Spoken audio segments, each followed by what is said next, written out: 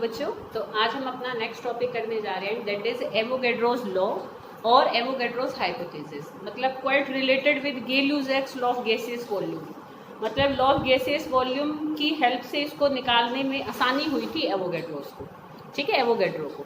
तो देखो ये क्या कहता है, हम तो पहले थोड़ा लॉ ऑफ गैसियस वॉल्यूम पर ही चलेंगे कि वो क्या कहता है। क्या कहता था बेटा कि जब हम एक तरीके से अगर हमारी टेम्परेचर और प्रेशर की कंडीशन सेम होती हैं और गैसेस अगर आपस में रिएक्ट कर रही होती हैं तो हम उनकी measurement in terms of volume करते हैं और उनके वॉल्यूम्स में हमें एक सिंपल रेशो प्राप्त होती है। और अगर प्रोडक्ट बनता है वो भी गैस है तो उसकी वॉल्यूम के साथ भी हमें सारी ही वॉल्यूम्स के बीच में एक सिंपल रेशो प्राप्त हो रही थी, ठीक है। ये लॉ ऑफ गैसियस वॉल्यूम ने कहा था।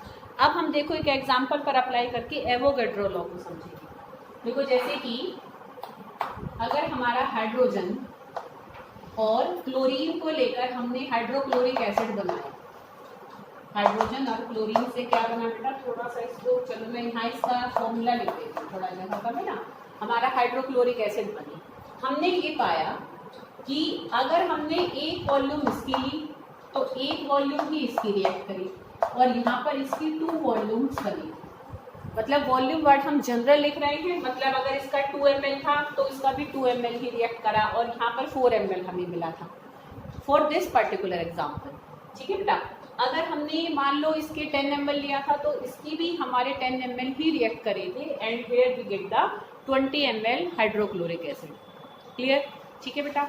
तो इस तरीके से ये उनके वॉल्यूम्स के बीच में हमें 1:1:2 की रेशो मिली थी और हमने पाया अगर इनकी जितनी वॉल्यूम लेते हैं तो उतनी ही वॉल्यूम हमारी HCl की मिलती है, मतलब उसकी डबल मिलती है इस रिएक्शन के लिए। अब एवोगैड्रो लॉ क्या कहता है, वो ये कहता है बेटा कि जितनी वॉल्यूम्स का अनुपात होता है, मतलब एक तरीके से अगर 2 सब्सटेंसेस की वॉल्यूम बराबर है तो ऑटोमेटिकली उसमें नंबर ऑफ मॉलिक्यूल्स भी बराबर होंगे। वो ये कहता है एवोगैड्रो लॉ। क्या कहता है बेटा कि अगर 2 गैसेस की मेरे पास बराबर वॉल्यूम है, मान लो दोनों की 10-10 ml वॉल्यूम है, तो दोनों में नंबर ऑफ मॉलिक्यूल्स भी बराबर ही होंगे। अब वो कितने हैं हमें नहीं पता, पर वो होंगे बराबर अगर बशर्ते हमने उनकी वॉल्यूम बराबर ले रखी। मतलब जिस अनुपात में वॉल्यूम हम गैसेस की एक दूसरे के साथ लेते हैं उसी अनुपात में ही उनके मॉलिक्यूल्स भी हम ऑटोमेटिकली ले लेते हैं। हमें नहीं पता वो कितने होते हैं। जैसे कि भाई अगर मान लो हमने दोनों की बराबर वॉल्यूम ले ली, हमने 50-50 ml दोनों ले लिए, तो जितने मॉलिक्यूल हाइड्रोजन के होंगे उतने ही मॉलिक्यूल क्लोरीन के भी उसमें होंगे। अब चाहे वो 1000 हैं, चाहे वो लाख हैं, चाहे वो करोड़ हैं, पर जितने हाइड्रोजन के हैं उतने ही क्लोरीन के भी होंगे, ठीक है। और उसके दुगने हमारे यहाँ पर किसके बनेंगे, HCl के बनेंगे। We don't know the exact number, but we know the ratio between them of their molecules, कि जिस रेशो में उनके मॉलिक्यूल्स होंगे, ठीक है बेटा, उसी ही रेशो में जिस रेशो में उनकी वॉल्यूम्स होगी उसी रेशो में ही उनके मॉलिक्यूल्स भी ऑटोमेटिकली उस पर्टिकुलर सैंपल में होते हैं, ठीक है बेटा। जैसे कि अब अगर मान लो मैं यहाँ पर कहूँ कि इसके अगर n मॉलिक्यूल्स हैं हमारे पास तो इसके भी कितने होंगे, n मॉलिक्यूल्स होंगे और इसके कितने बनेंगे, 2n मॉलिक्यूल्स बनेंगे। तो दिस इज एवोगैड्रो हाइपोथेसिस। अगर मैं इस पूरे को, जैसे ही सबसे बड़ा हमारा 2n है तो सबको अगर मैं यहाँ पर हम 2n से क्या कर दें, डिवाइड कर दें, ठीक है, we divide all bye 2n। तो देखो यहाँ पर हमारा 2n से 2n कट जाएगा, यहाँ n से n कट जाएगा, यहाँ n से n कट जाएगा। तो इसका मतलब आधा मॉलिक्यूल हाइड्रोजन का आधे मॉलिक्यूल क्लोरीन के साथ रिएक्ट करके क्या बनाएगा, एक मॉलिक्यूल किसके बना लेगा। देखो यहाँ 2n से 2n कट जाएंगे, एक मॉलिक्यूल किसका बनाएगा, HCl का बना लेगा। समझ में आई बेटा बात। मतलब हमारे पास रेशो है, अगर इसके बराबर वॉल्यूम है और यहाँ इसकी डबल बनी है तो यहाँ पर अगर हमें नंबर नहीं पता तो इसलिए हमने n मान लिया कि इसका n है तो फिर इसका भी n होगा, पर क्योंकि वॉल्यूम यहाँ दूसरी है तो इसका 2n होगा। अब हमें एक सिंपलेस्ट रेशो में मतलब कम से कम नंबर निकालना है तो हम सबसे बड़े नंबर से हम इन तीनों को डिवाइड कर देंगे। तो वो हमारे पास क्या आया, एक हमारे पास एग्जैक्ट वैल्यू क्या निकल कर आई, लोएस्ट फॉर्म में, कि इसका आधा मॉलिक्यूल इसकी आधे मॉलिक्यूल के साथ रिएक्ट करके यहाँ पर इसका एक मॉलिक्यूल बनाता है। दिस इज एवोगैड्रो हाइपोथेसिस कि equal volumes of gases always contain equal number of molecules, ठीक है, अंडर सिमिलर कंडीशंस, ठीक है, एक जैसी परिस्थितियों में बराबर वॉल्यूम वाली गैसों में बराबर नंबर ऑफ मॉलिक्यूल्स भी उनके होते हैं, ठीक है। अब हम इसकी एप्लीकेशंस देखेंगे, ठीक है, इसकी 3 एप्लीकेशन है, एक को हम थोड़ा सा डिटेल में भी समझेंगे, एक के हम फॉर्मूले ही देख लेंगे, ठीक है बेटा। तो इसकी एप्लीकेशंस हैं कि पहली एप्लीकेशन ये है कि to find out the atomicity of a gas. तो उससे पहले हम देखेंगे कि एटोमिसिटी ही क्या होती है। तो देखो, तो अब हम इसकी एप्लीकेशंस देखने जा रहे हैं।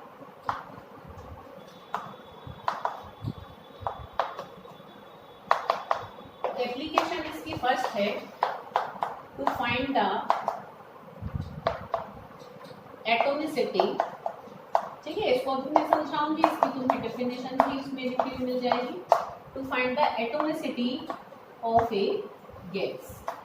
देखो एटोमिसिटी का क्या मतलब होता है कि उस गैस के एक मॉलिक्यूल में कितने नंबर ऑफ एटम्स होते हैं। जैसे ऑक्सीजन है, नाउ वी नो कि भाई ऑक्सीजन के एक मॉलिक्यूल में 2 एटम होते हैं, पर जब तक बीटा एवोगैड्रो हाइपोथेसिस आई थी तब तक हमें नहीं पता था कि ऑक्सीजन के एक मॉलिक्यूल में कितने एटम्स होते हैं। हमने उसको किससे पता किया था, ठीक है, we found out that with the help of this law, ठीक है ना, कि this law is very helpful in finding the atomicity of various gases, ठीक है। तो हमने बहुत सारी गैसेस की एटोमिसिटी इसी लॉ की हेल्प से निकाली थी। जैसे ऑक्सीजन की 2 होती है, देखो इसी से निकाली। देखो कैसे निकाली, अभी मैं समझाती हूँ एग्जाम्पल से। देखो ऑक्सीजन की एटोमिसिटी किस तरीके से निकाली कि वाटर बनाया। वाटर कैसे बनता है कि जब हम हाइड्रोजन और ऑक्सीजन को लेते हैं, जब हमने हाइड्रोजन और ऑक्सीजन को बनाया तो यहाँ पर बनी वाटर वेपर्स, ठीक है। तब तक हमें वाटर का फॉर्मूला तो पता लग चुका था, H2O का पता था कि वाटर का H2O होता है, बट बाकी हमें हाइड्रोजन और ऑक्सीजन के मॉलिक्यूल का फॉर्मूला नहीं पता था कि हाइड्रोजन H2 होता है और ऑक्सीजन O2 होता है, ठीक है। तो देखो इस रिएक्शन से हम देखेंगे कि कैसे हमने ऑक्सीजन का जो फॉर्मूला है वो O2 निकाला और ये पता किया कि ऑक्सीजन की एटोमिसिटी 2 होती है, उसके एक मॉलिक्यूल में 2 एटम्स होती हैं। देखो बेटा किस तरीके से हमने ये देखा बेटा कि अगर हम इसकी एक वॉल्यूम लेते हैं, ठीक है, तो चलो हम क्योंकि हम होल नंबर में रखें तो हमने ये देखा कि इसकी जब हम 2 वॉल्यूम लेते हैं तो वो इसकी एक वॉल्यूम के साथ रिएक्ट करती है। ले ली थी हमने 2 वॉल्यूम पर, एक वॉल्यूम ही रिएक्ट करी, एक वॉल्यूम अनरिएक्टेड रहेगी। जैसे हमने मान लो दोनों का 20-20 ml लिया, तो इसका 20 ml इसके 10 ml के साथ ही रिएक्ट किया था, 10 ml इसका अनरिएक्टेड रह गया था, ठीक है। ये एक्सपेरिमेंट से निकाला है, हमने कुछ नहीं किया, हमने जस्ट एक्सपेरिमेंटली देखा कि किसी रिएक्शन में किसी की कितनी वॉल्यूम किसी की कितने वॉल्यूम के साथ रिएक्ट करती है और जो प्रोडक्ट बनता है अगर दैट इज ऑल्सो गैस तो उसकी कितनी वॉल्यूम बन रही है, ठीक है बेटा। तो हमने पाया इसकी 2 वॉल्यूम बन रही थी। This all we have done with the help of experiment कि इसकी 100 ml ली तो इसकी 50 ml रिएक्ट करी और इसकी यहाँ पर 100 ml बनी थी, ठीक है बेटा। तो ये हमने एक्सपेरिमेंट से देख लिया। इसको तुम देखो रिएक्शन से समझ भी सकते हो कि 2H2O हमारा एक O2 के साथ रिएक्ट करके 2H2O तो बनाता है। अब तो हमें पता है ये बात, पर जब नहीं पता थी बेटा, ठीक है, तो तुम देख सकते हो कि ये इसका दोगुना इसके साथ रिएक्ट करता है। तो ये हमने एक्सपेरिमेंट से बस वॉल्यूम का हमें पता लगा था कि इसकी 2 वॉल्यूम इसकी एक वॉल्यूम के साथ रिएक्ट करके इसकी 2 वॉल्यूम बनाती है। अब इस पे हम एवोगैड्रो लॉ लगाया तो इसी रेशो में इनके मॉलिक्यूल्स भी होंगे कि अगर इसके 2n मॉलिक्यूल हम लेते हैं तो इसके n मॉलिक्यूल रिएक्ट करते हैं और इसके यहाँ पर 2n मॉलिक्यूल बनते हैं। फिर हमने सबको 2n से हमने डिवाइड कर दिया ताकि हमें एक सिंपलेस्ट नंबर मिल जाए। तो जब हमने 2n से इनको डिवाइड किया तो हमने यहाँ पर पाया, यहाँ पर तो आ गया 1 मॉलिक्यूल, यहाँ पर आया आधा मॉलिक्यूल और यहाँ पर बना 1 मॉलिक्यूल। तो अब देखो इससे हमने इसकी एटोमिसिटी को फाइंड आउट किया। किस तरीके से हमने एटोमिसिटी निकाली, देखिए बेटा कि हमने ये देखा बेटा कि 1 मॉलिक्यूल ऑफ वाटर में इन 1 मॉलिक्यूल ऑफ वाटर, ठीक है, half molecule of oxygen is present. देख सकते हो भाई इसके एक मॉलिक्यूल के अंदर भाई ऑक्सीजन आया कहाँ से, यहीं से तो आया है। वो कितना है, आधा मॉलिक्यूल, कि एक मॉलिक्यूल H2O में हाफ मॉलिक्यूल ऑक्सीजन का होता है, ठीक है बेटा, कि 1 molecule of water is equal to half molecule of oxygen.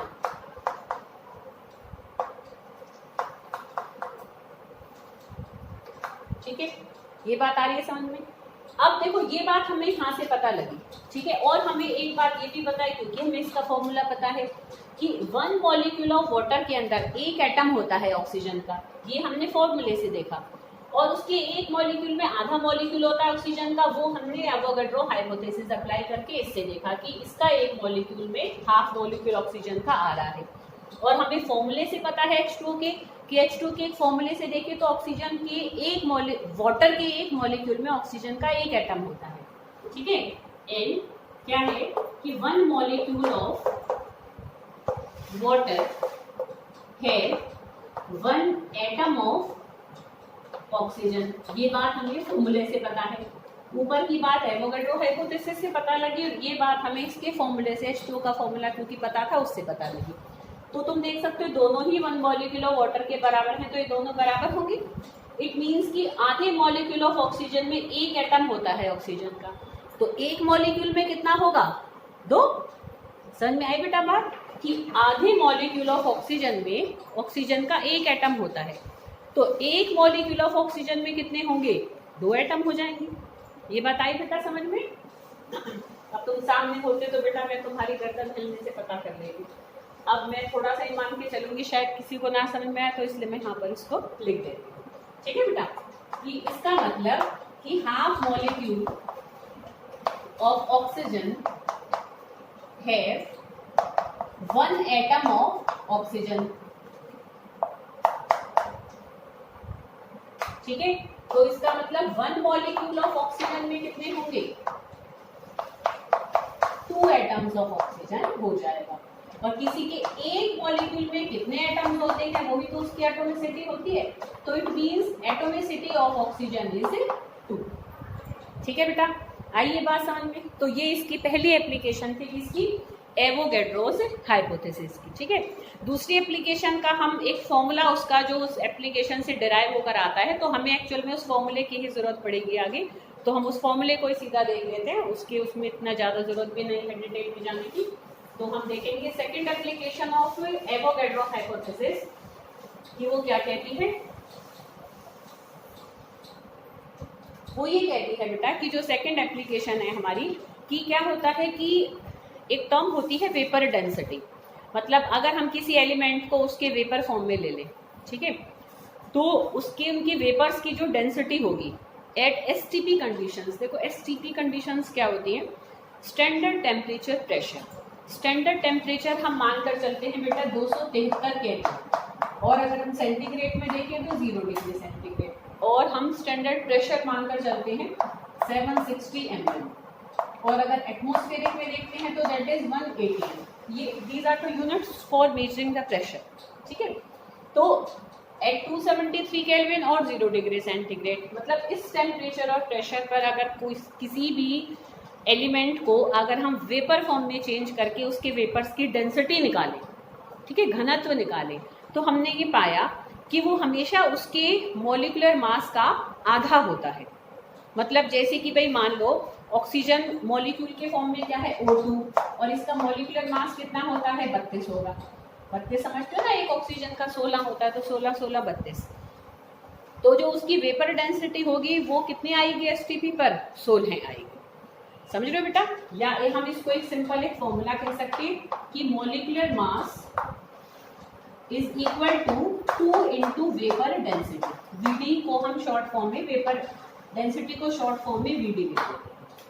तो मॉलिक्यूलर मास और किसी भी एलिमेंट की वेपर डेंसिटी के बीच में ये रिलेशनशिप होता है, ये भी एवोगैड्रो हाइपोथेसिस की हेल्प से ही निकाला गया है, ठीक है। तो एक ये इसकी एप्लीकेशन है कि ये हमें वेपर डेंसिटी और मॉलिक्यूलर मास में एक रिलेशन देती है, ठीक है बेटा।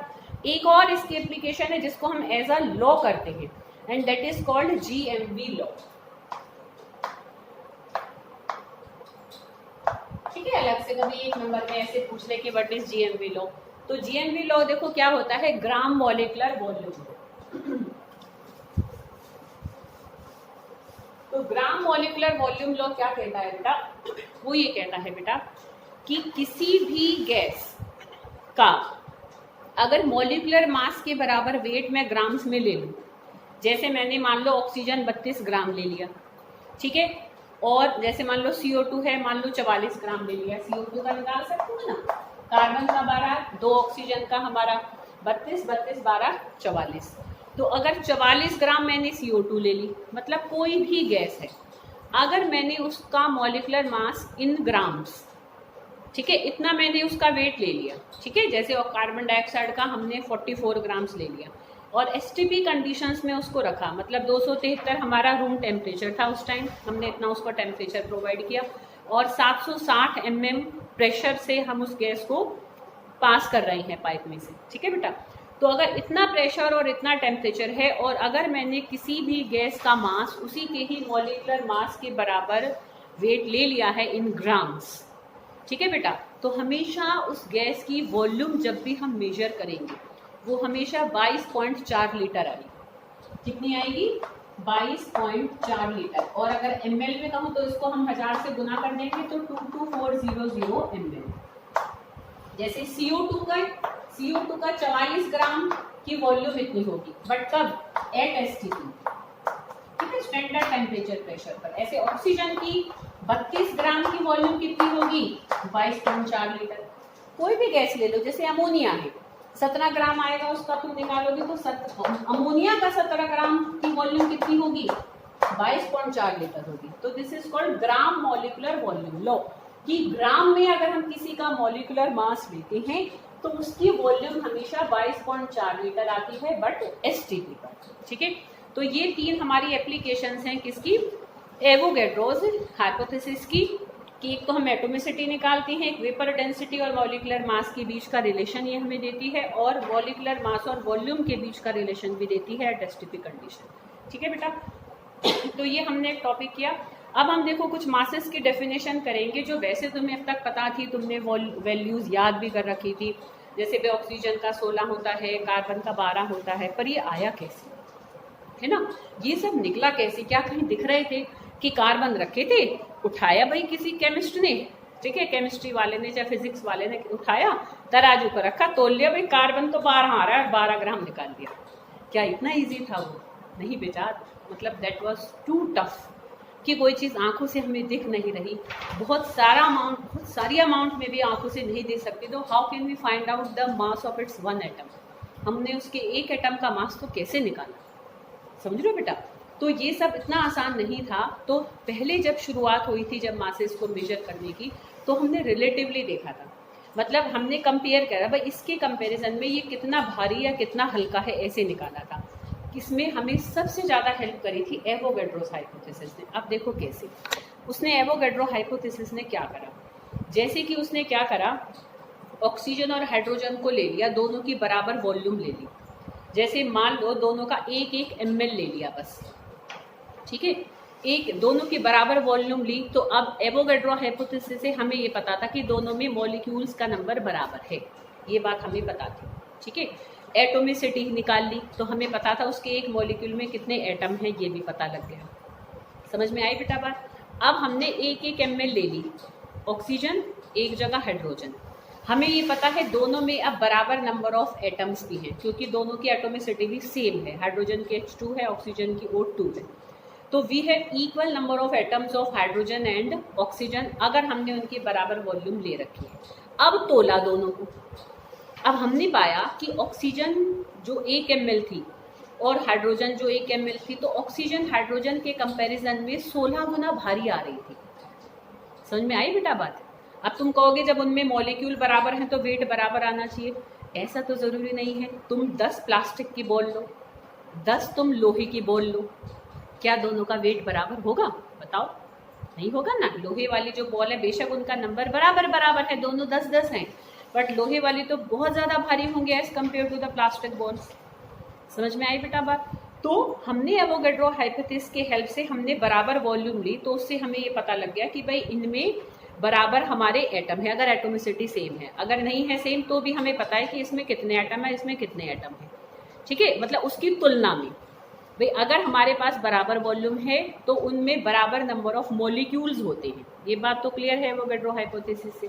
अब एक का मॉलिक्यूल दूसरे के मॉलिक्यूल के कंपैरेटिवली कितना भारी या कितना हल्का है, तो दोनों को तोल लिया, तो अब एक दूसरे से कुछ गुना तो भारी या हल्का आएगा, तो वो जो जिस गुना वो जो उसके रिलेटिवली भाई उसकी कंपैरिजन में, अब हाइड्रोजन के कंपैरिजन में ऑक्सीजन कितना भारी था तो वही ऑक्सीजन का वेट रख दिया गया और हाइड्रोजन के वेट को 1 मान लिया। तो पहले हाइड्रोजन को 1 मानकर ही सबका निकाला गया, पर उससे बहुतों का फ्रैक्शनल आ रहा था, तो फिर इसलिए हाइड्रोजन को हमने नहीं माना कि भाई हाइड्रोजन को जैसे स्केल से हम सबको नाप लेते हैं, तो वो एक हमारे पास एक आइडियल चीज़ है कि जिससे हमने नाप लिया। ऐसे हाइड्रोजन की हेल्प से हमने बाकियों का नापा वेट, बट क्या था, हाइड्रोजन की हेल्प से दिक्कतें आ रही थी, बहुत सारों के फ्रैक्शनल आ रहे थे। तो फिर अब हम किसको एक तरीके से क्या मानकर चले, एक स्टैंडर्ड मानकर चले कि भाई इसके कंपैरिजन में अब हमें देखना है कि दूसरा कितना भारी और कितना हल्का। तो लास्ट में जिसको हमने स्टैंडर्ड माना और जिससे पूरी टेबल हमारी निकली हुई है, जो टेबल हम याद करते हैं एटॉमिक मासेस की, परमाणु जो हमारे क्या हैं द्रव्यमानों की, तो वो हमने जिसको स्टैंडर्ड मानकर, जिसको रेफरेंस मानकर हमने बाकियों का वेट निकाला है, दैट इज कार्बन। और कार्बन का भी 12 वाला आइसोटोप। कार्बन कल मैं तुम्हें बता रही थी, ध्यान हो तो, कि आइसोटोप्स क्या होते हैं कि भाई एक ही तत्व के वो परमाणु होते हैं जिनका मास अलग अलग होता है। तो कार्बन 12 वाला भी मिलता है नेचर में, 14 वाला भी मिलता है। तो कार्बन जो 12 वाला मिलता है वो ज़्यादा मात्रा में मिलता है। तो कार्बन का जो 12 वाला आइसोटोप है, तो उसके साथ तुलना कर करके हमने बाकियों का एटॉमिक मास निकाला है, जो टेबल हमारे पास है। ठीक है बेटा। तो अब हम 4 मासेस की तो पहले 4 मासेस की डेफिनेशन करेंगे, एक जैसी सी है। समझ में तुम्हें शायद अगर इस चीज़ से आ गया है, आई थिंक शायद आ गया हो, कोई दिक्कत हो तो बेटा फ़ोन से पूछ लेना। सबसे पहले देखेंगे रिलेटिव एटॉमिक मास। तो रिलेटिव एटॉमिक मास क्या होता है कि भाई किसी भी एलिमेंट के एटम का वो मास जो कि कार्बन के 12 वाले आइसोटोप के एटम के साथ कंपेयर करके निकाला गया है, वो होता है उसका रिलेटिव एटॉमिक मास। ठीक है बेटा, कि the mass of an atom of an element which was find out with the help of one atom of carbon 12 isotope। ठीक है, या by comparing it with the carbon 12 isotope। ठीक है, carbon 12 isotope के मास के साथ कंपेयर करके जो हमने किसी भी एलिमेंट के एटम्स का मास हमने निकाला, वो उसका होता है रिलेटिव एटॉमिक मास। अब देखो, जो एटॉमिक मास होता है उसको मेजर करने की यूनिट हमारी पहले क्योंकि छोटी यूनिट होगी, क्योंकि एक एटम इतना छोटा होता है कि आंखों से भी नहीं देख सकते। अगर हम ग्राम में नापेंगे तो तोल लो, बताओ कौन सी मशीन तोलेगी। तो हमने बहुत छोटी यूनिट निकाली और वो छोटी यूनिट हमारी होती है एटॉमिक मास यूनिट, AMU। पहले AMU लिखते थे, अगर कोई तुम्हारे पास बहुत पुरानी बुक हो ना तो AMU लिखा मिलेगा, बट अब हम इसको शॉर्ट फॉर्म में AMU को U लिखते हैं। तो U is the smallest unit for atomic masses.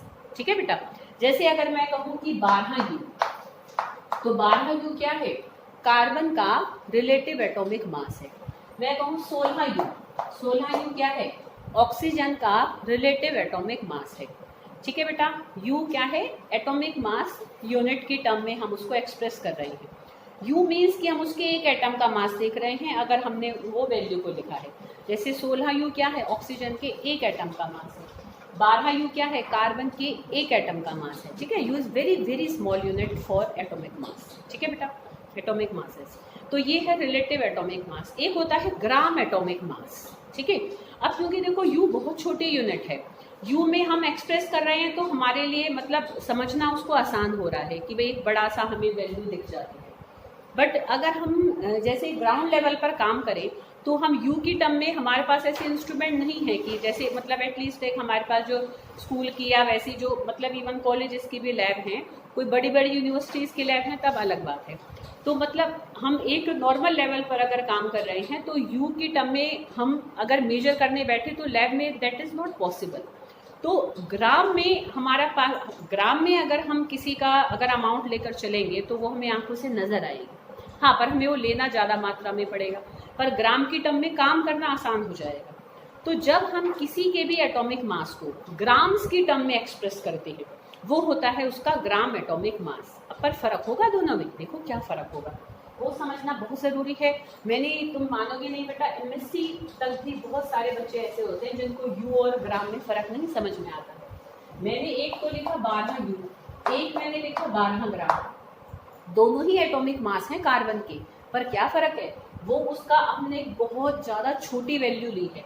देखो दिखने में डिजिट सेम है, but both are different for carbon. 12U मतलब कि ये कार्बन के एक एटम का मास है। किसका मास है? 1 एटम ऑफ कार्बन का। ठीक है, पर अगर मैंने 12 ग्राम लिया, 12 gram is a very good amount, ये हमें आंखों से भी नजर आ जाएगा। अगर मैं 12 ग्राम कोयला ले लूँ, दिख रहेगा वो तो दिखेगा हमें बेटा, पर 12U तो आंखों से नहीं दिखेगा।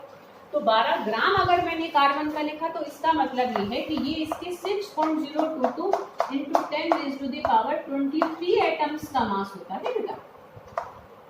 तो तुम देख सकते हो कि जो U है वो G के कंपैरिजन में इतनी छोटी यूनिट है, या G U के कंपैरिजन में इतनी बड़ी यूनिट है।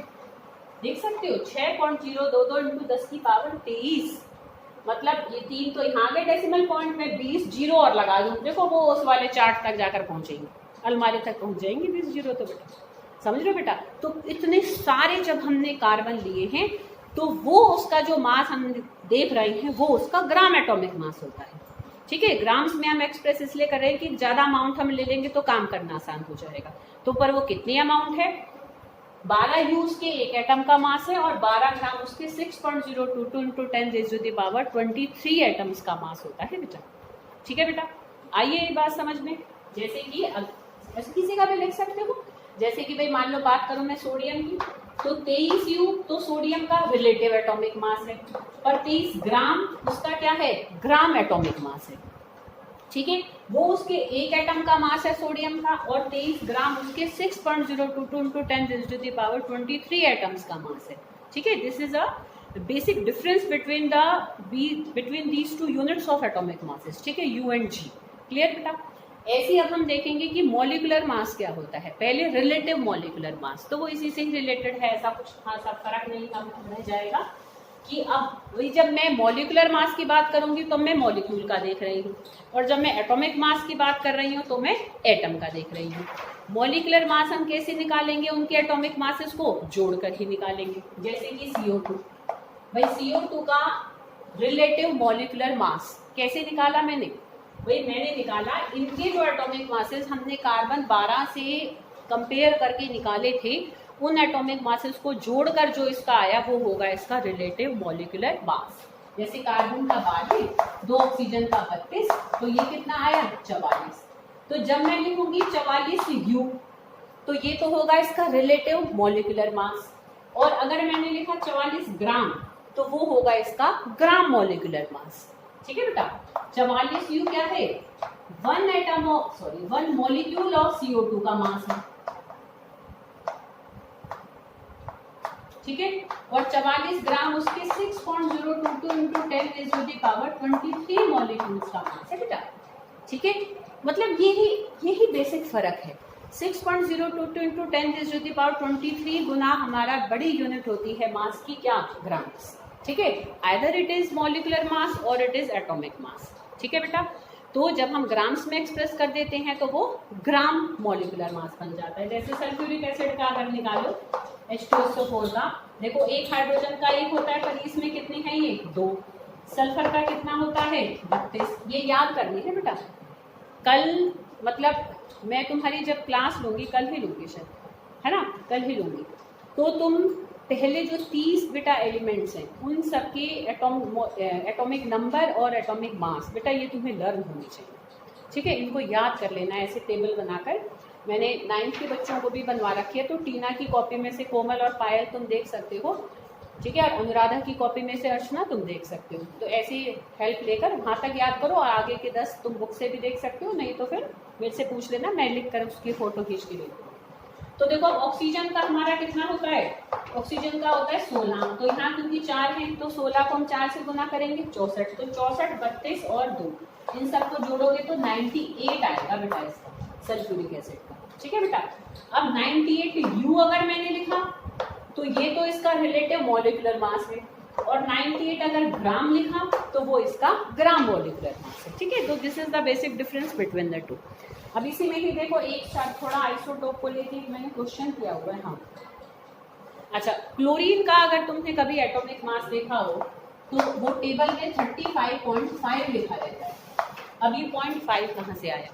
तो इसके लिए क्वेश्चन करके मैंने टिक करा हुआ है, वो तुम्हें मैं फोटो भेज दूंगी। कई बार क्या होता है, मतलब कोई एलिमेंट एक से ज़्यादा फॉर्म में एज आइसोटोप्स मिल रहा है, ठीक है। जैसे क्लोरीन 35 वाला भी नेचर में मिलता है, क्लोरीन 37 वाला भी नेचर में मिलता है। तो अब मैं उसका 35 एटॉमिक मास टेबल पे लिखूं कि 37 लिखूं? तो ऐसे केसेस में हम क्या करते हैं, जब कोई एलिमेंट एक से ज़्यादा आइसोटोपिक फॉर्म में नेचर में मिलता है तो किस परसेंटेज में उनकी आइसोटोप्स हमें नेचर में मिल रहा है, ठीक है। तो उसकी एटॉमिक मास को जैसे 35 वाला भी मिला और 37 वाला भी मिला, ठीक है। तो 35 को गुना कर देंगे कि कितनी परसेंटेज में वो नेचर में मिल रहा है, मान लो x% है, पर्टिकुलर वैल्यू लिखी हुई है, तुम्हें क्वेश्चन सॉल्व मिल जाएगा। 37 मान लो y% मिल रहा है, तो दोनों को उनकी परसेंटेजेस से गुना करके और फिर जो वैल्यू आती है उन दोनों को ऐड कर देते हैं, तो वो हम उसका एटॉमिक मास मान के चलते हैं। तो जो ज़्यादा परसेंटेज में मिल रहा है प्रकृति में उसकी ज़्यादा कॉन्ट्रीब्यूशन आ जाएगी। तो 35 वाला ज़्यादा परसेंटेज में मिलता है, 37 वाला कम मिलता है। तो उनकी जितनी एबेंडेंस है, मतलब जितनी मात्रा में वो नेचर में हमें मिल रहे हैं जिस परसेंटेज में, तो 35 वाला क्योंकि ज़्यादा परसेंटेज में मिल रहा है तो इसलिए उसको हम अहमियत देते हुए जब उससे गुना करेंगे तो उसकी वैल्यू ज़्यादा आ जाएगी क्योंकि वो ज़्यादा परसेंटेज में मिल रहा है। तो ओवरऑल जो उनकी एवरेज वैल्यू आई तो इसमें 35 का कंट्रीब्यूशन ज़्यादा है, that's why it comes out to 35.5, ठीक है। आइए बेटा बात समझ में। तो इस तरीके से हम अगर एक से ज़्यादा आइसोटोपिक फॉर्म में भी मिलते हैं तो we can find out its average mass, ठीक है। तो ये हमने सारे मॉलिक्यूलर मासेस देखे। एक छोटा सा बेटा ग्राम फॉर्मूला मास और होता है, ठीक है, उसको हम थोड़ा सा और देख लेते हैं, मतलब कभी कभी जरूरत पड़ जाती है, मतलब टर्म है, यू शुड क्लियर इट, ठीक है।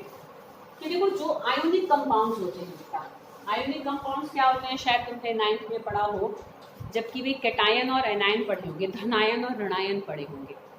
तो जो एक तरीके से तत्व जब आपस में किसी दूसरे तत्व के परमाणुओं से जुड़ते हैं और आयनों के रूप में जुड़ते हैं, जैसे जब नमक बनता है NaCl, तो Na पॉजिटिव हमारा क्या होता है, ये हमारा होता है धनायन, और Cl नेगेटिव हमारा क्या होता है, ऋणायन। This is cation and this is anion, English में अब हम आगे बोलेंगे। तो जब कैटायन और एनायन से मिलकर जो एक तरीके से पदार्थ बनते हैं, ठीक है, तो उनका अगर हमें वही मॉलिक्यूलर मास इस्तेमाल करना है तो वहाँ हम मॉलिक्यूल वर्ड यूज़ नहीं करते हैं। क्यों? क्योंकि जब तो कभी भी कोई भी पदार्थ कैटायन और एनायन के रूप में कहीं भी विद्यमान होता है या बनता है तो ऐसा कभी नहीं होता कि एक कैटायन और एक एनायन, मतलब एक NaCl हमें अकेला मिल जाएगा, नहीं मिल पाएगा। क्योंकि एक जो धनायन बना तो उसकी जो पॉजिटिव फील्ड थी, उसकी पॉजिटिव चार्ज की जो फील्ड थी, उसमें वो जितने एनायंस को, जितने नेगेटिव चार्ज आयंस को अट्रैक्ट कर सकता है सबको अपने पास रखेगा। और ऐसे ही जिसके ऊपर नेगेटिव चार्ज है तो उसकी नेगेटिव फील्ड जहाँ जहाँ तक जा रही है तो उसमें वो जितने पॉजिटिव आयन को अपने इन्फ्लुएंस में ले सकता है उन सबको लेगा। मतलब कभी भी एक कैटायन और एक एनायन अकेले एक यूनिट बनाकर हमें कभी भी मतलब अलग से मिलेंगे नहीं। तो वो जब मॉलिक्यूल के फॉर्म में मिल ही नहीं पा रहा तो we can't use the term molecule for them, ठीक है। जो आयोनिक कंपाउंड्स होते हैं, ठीक है बेटा, आयनिक यौगिक करके तुमने 10th में पढ़ा होगा। तो जो आयनिक यौगिक होते हैं, जो आयनिक कंपाउंड्स होते हैं, क्योंकि वो मॉलिक्यूल की फॉर्म में एग्जिस्ट नहीं करते तो इसलिए हम उनका मॉलिक्यूलर मास टर्म उनके लिए यूज़ नहीं करते हैं। हम उनके लिए टर्म यूज़ करते हैं ग्राम फॉर्मूला मास, कि भाई उसका जो फॉर्मूला है उसका हम मास देख रहे हैं। जब हम खाली देख रहे हैं तो फॉर्मूला मास कह देंगे जब यू की टर्म में लिखेंगे, और जब ग्राम्स की टर्म में लिखेंगे then we call it gram formula mass. जैसे सोडियम का हम 23 होता है, क्लोरीन का 35.5 होता है, तो हम इनका जोड़ेंगे तो 58.5 आ जाएगा। तो 58.5 is gram formula mass for NaCl। अगर G लगा रही हूँ, ठीक है, U लगा रही हूँ तो वो उसका खाली क्या हो जाएगा, फॉर्मूला मास हो जाएगा। क्लियर बेटा, ठीक है। तो ये इस तरीके से हमने सारे मासेस को डिस्कस किया। अब मैं ना बेटा कुछ एग्जांपल्स तुम्हें भेजूंगी। तुम्हें क्या करना है कि एक टेबल पहले तो बना दो सबके एटॉमिक मासेस की, ठीक है बेटा। उसमें तुम उनके क्या लिखोगे, एक लाइन में तो उनके एलिमेंट के नाम लिखोगे, ठीक है, एक में उनके सिंबल लिखोगे, एक में उनके एटॉमिक नंबर लिखोगे और एक में उनके एटॉमिक मास लिखोगे, ठीक है। ऐसे पहले तुम्हें सबके मास याद होने चाहिए, फिर उसकी हेल्प से तुम उनके मॉलिक्यूल्स का मास निकालोगे, ठीक है। जैसे मैंने अभी H2SO4 का निकाला, तो पहले पर टेबल जरूर बना लेना बेटा 30 एलिमेंट्स के, ताकि वो तुम्हें याद रहेंगे तो तुम आराम से उनके मॉलिक्यूलर मासेस भी फाइंड आउट कर सकते हो। ऐसे निकालना है कि उसका मतलब रिलेटिव मॉलिक्यूलर मास जब लिखोगे तो U लगाना, और जब ग्राम मॉलिक्यूलर मास लिखोगे तो G लगा के करना। ठीक है, ऐसे ध्यान रखना। ठीक है, आज इतना ही।